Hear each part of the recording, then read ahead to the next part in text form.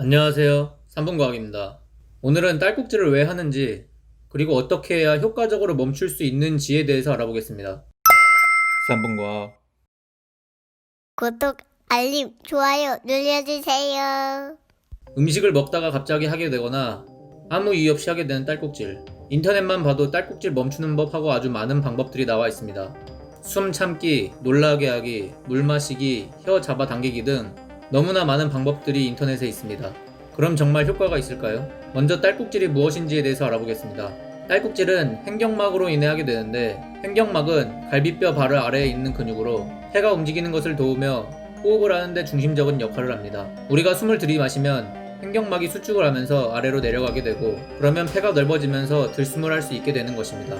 그리고 횡격막이 다시 이완을 하면 위로 올라가게 되면서 폐를 수축시키고 날숨, 즉 숨을 내쉬게 됩니다. 이러한 작용은 우리의 노력 없이 24시간 365일 죽을 때까지 자동으로 이루어집니다.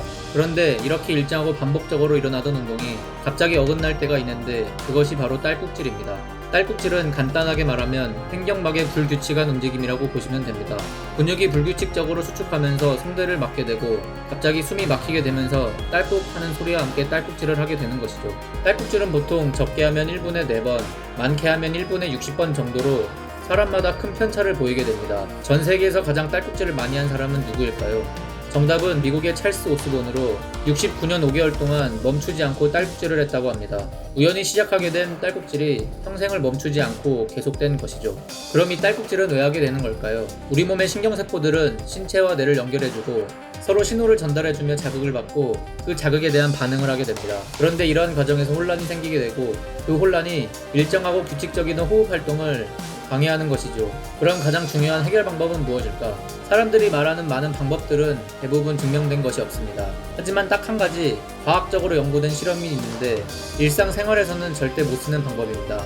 과학적으로 증명된 단 한 가지 방법은 손가락을 똥구멍으로 넣고 마사지를 해주는 것이라고 합니다. 이 방법을 하게 되면 30초 안에 딸꾹질이 멈춘다고 합니다. 그 이유는 직장을 마사지해주면 딸꾹질을 관여하는 신경을 자극해서 호흡을 다시 정상적으로 되돌린다고 합니다.